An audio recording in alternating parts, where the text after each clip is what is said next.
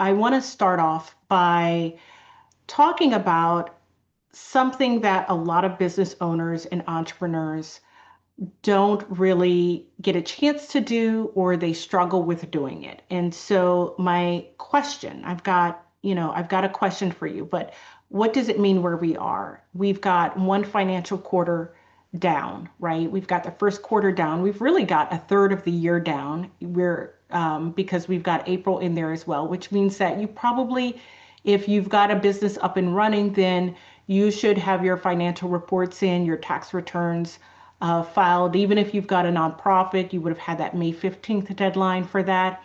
Some of you are maybe going, maybe not, right? So I know how it is. Don't worry. We represent a lot of business owners. We know what happens, the kinds of things that come up.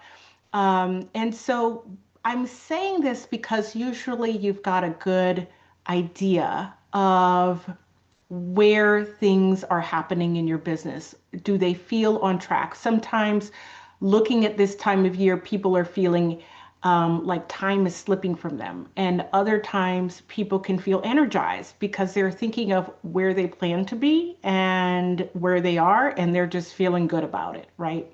Whichever camp you fall into, there's opportunity if you treat this time right. So why am I bringing this up in May? I'm bringing it up at this workshop in May, at the end of May, because I want you to use June to prepare for that second half. Okay. You can't do it if I bring it up at the end of June, right? You can't do it if I wait until we're in the second half. So I want you to have the full second half of the year to implement the preparation that you're going to do next month. And here's what I want you to focus on. The question: are you working in your business or on it? Now, some of you saw me look down, which is something that I don't typically do during these workshops, because it goes to the heart of something that I struggle with that has to do with a key part of working on your business versus in your business, and that is getting help.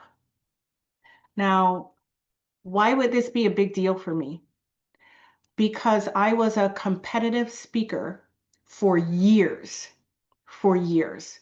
award-winning competitive speaker. I used to do mock trial. I used to do debate. So if you're hearing this and you're looking at my hair color, you're thinking, what's going on? Yeah, that mindset is all the way back from high school and college when I did those things. But I did it for so long and I was so good at it that it was baked into me that when I'm speaking, I'm not using any obvious visual aids that are actually needed. The only time I would use visual aids is if it was part of the performance, right? And so the thing about becoming good at something is it's hard to let go of these crutches when it's time for you to shift to something else, and not relying upon support, visual support, when I would do speaking, like in these workshops, was a crutch. Because if I think about it, back then, I was actually doing these competitive speaking engagements and winning awards, and I would spend a huge amount of time preparing for a 3 hour competition, right? That's a huge amount. I would spend like 40 hours. Well, obviously, I'm not spending 40 hours for this workshop to prepare for this workshop. It's not reasonable for me to say, well, I'm not going to use any visual aids in these workshops, because that's just not where my life is, and where it's not really going to the heart of what people need when it comes to the information I'm trying to provide. They don't really need me to never look down or never look at a piece of paper, right? So I'm saying this, what does this have to do with? It deals with getting help, right? It deals with getting help in understanding what is your job when it comes to running your business. Or if you're in a larger business, you're not an owner, you're not an executive, you're not the CEO, maybe you're the head of a division, right? Which, if you grow a business big enough, those divisions and departments become their own business, right? So what are you doing to work on it versus in it? It can be so deceptive, that difference between working on and in it. So how are you doing that? I just want to spend a few moments on this before we shift to the next part. One is understanding what is your job. I use this as a great tool to help me step back from things where I start getting my fingers into it too much. I like to help, I like to be supportive, but also sometimes I get sidetracked with things that simply are not my job, and I need to leave it to other people or other tools and allow them or that thing to do the job. Examples are if I start to take over running a meeting, right? I do this a lot with Anna. Right? I can start to take over running a meeting, and it's not my job to run the meeting. It's my job to be prepared for it, to show up for it, right? And to do my part of the participation. Sometimes we have it where we have a person who is responsible for doing client updates and getting those monthly updates out, responding to regular requests. And sometimes it's difficult for me to pull back and say, it's not your job to jump in and give the update just because you saw that email first, right? You have your calendar for today. You have the things that you need to get done for the day. You need to focus on doing that. And if you finish early, great, but you've got to stay focused on working on the business. And that's another part about working on the business and not in the business is sometimes you've got to get out of having that regular access to all of that communication and distraction in your business to really give yourself the breathing room and the mental space to work on your business.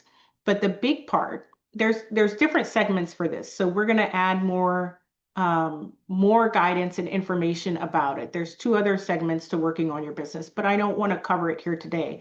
I want to focus on where you need outside help. That's one of the three segments. And I would say it's not even just about outside help, it's just help. It could be help in your business from the people who are already in your business, or it could be help from a tool like this, right? A piece of paper. But where is it that you could use some help? And what do you need to get yourself out of it? Because if you could use help there and you're not using it, then there's usually some reason why you're doing it, right? Why you're staying in it and not turning it over to someone else. I tell people, if you see me cleaning up the kitchen really good, you know I'm avoiding something. For real, I'm totally avoiding something because the kitchen is not my job in the house, right? The kitchen clean up cleaning up the kitchen is not my job in the house. It's somebody else's responsibility in the house. So if I suddenly start getting in there and getting involved in it and doing it, then I know that I'm avoiding something, and so does everybody else in the house. They know, she's avoiding something because now she is doing something that's not her job. And I want you to think about that too. If you find yourself really getting into something that is somebody else's job in your business, or that is better handled by delegating it out, or frees up your time and is handled 80% as good as you would do it if somebody else did it, right? Then why are you doing it? You may be avoiding something, right? So I've learned to ask myself, are you doing your job? Are you focusing on your job? And I've started embracing the idea of saying, well, that's not my job.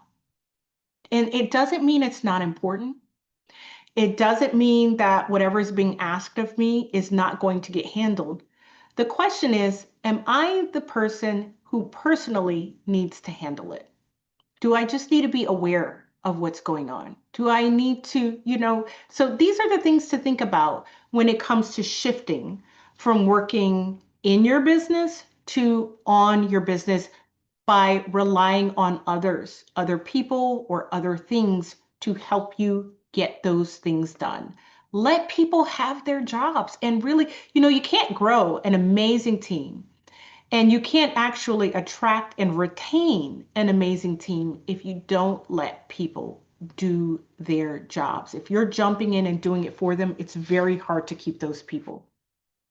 So for June, I want you to start just noticing what you're doing and asking yourself, why am I doing it? Is this someone else's job? Can they do it 80% as well as I can, right? It's okay if they're a little bit slower. It's their job, right? What are you avoiding by staying in what they're supposed to be doing? What's it on your plate that has not gotten done that needs to be done? Step out of the weeds. Start working on the machine of your business. So that's my end to on tip to help you prepare in June for that shift that you're going to make for the second half of this year.